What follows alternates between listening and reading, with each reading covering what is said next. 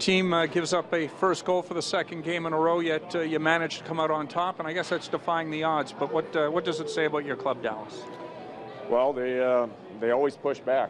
It's we've been in a bit of a funk here the last 3 games, and it's interesting. We end up with 5 out of 6 points, and even today that's not up to our standard the way we played. But the good thing is with our leadership from our veteran guys and even our young guys, they know what's going on. That in between the first and second, I never said one word to them.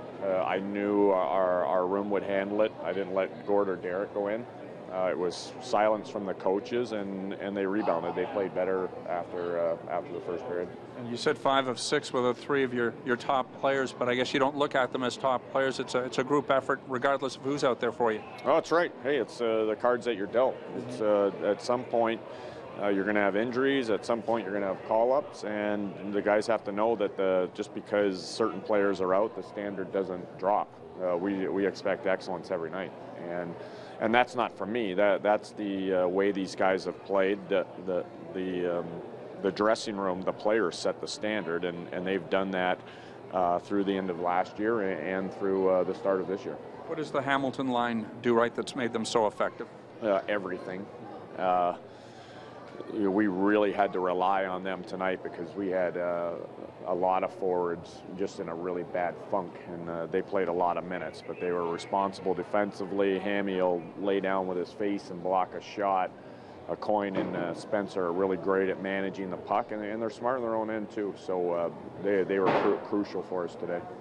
How much has Spencer developed by playing with veterans and also himself, motivating himself to do better as time has gone on here? Yeah, you know what? I think he's always had it. It's it's a challenge of a young player is getting the trust of the coach, and maybe he should have been in more games earlier. He has a skill level that is very high. He's got that really low panic when he has the puck. He seems to make the right play every time. But with the big group of forwards and with how well this team played last year early on, I thought it was important to reward the guys who had great seasons last year, and Spence got caught on the outside. Now the great thing that he did, it wasn't the poor me card, or he wasn't angry. He wanted to be in the lineup. He came to my office, talked to me about it like a man, and we've worked through it. And boy, it's every night now he seems to have at least 1 or 2 points. What do you learn about the group when you're able to push through and win games like these last 2 or last 3 when you're not playing like you like to play? Does it teach you something about the group? Well, it's I think last year it taught me something about the group. It's something that I know about our group now. It's I'll go back to that trust word. There are times like in Lake Erie the other night where I tear apart a dressing room, and then there's night like tonight where I trust our team, and they know that. They know that I trust them, and listen, as a coach, you can't go in there and yell every night. And as a coach, you can't not say anything every night either. You've got to change it up and have a feel for what's going on. So, today I just thought it was important that they were going to handle it. They knew where they were at. I heard them talking on the bench. They were saying the right things. They just weren't quite there yet. And I think we made a good call by letting them dictate what was going to go on through the second and third periods. Was it a matter of becoming more engaged after the first, or what were you looking for that you were hoping that they would accomplish?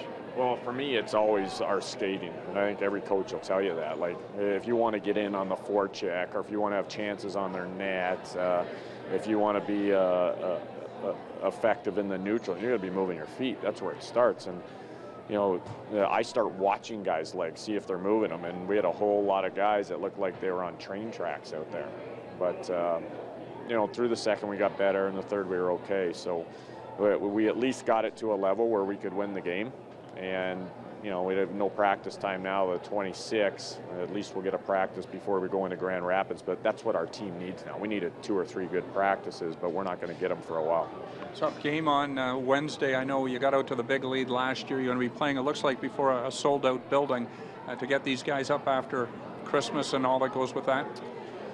Well, yeah, and it's the good thing is it's the same for both teams. You can't practice on the 25th. There's no time to practice on the 26th, so Hamilton will be in the same boat.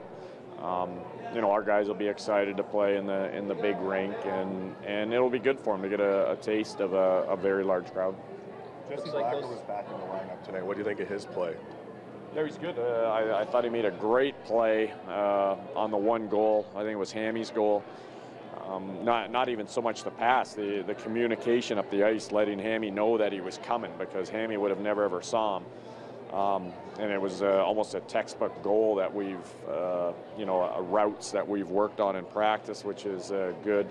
And I thought he brought us energy. He brought us some fresh legs, and you know, he's still not feeling 100%, but he was able to suck it up and get back in there. More physical than normal tonight? Yeah, I thought he was. And, you know, against St. John's, it's usually a pretty physical game. And early in that first period, we had no one being physical other than a couple of guys. And him and Fraser and Holtzer were about the only guys really throwing their weight around. Those 3 injured guys won't play Boxing Day. That's still your planning? No, well, Jake will not play for sure because he hasn't met our protocol yet. Ziggy and Naz will be morning decisions.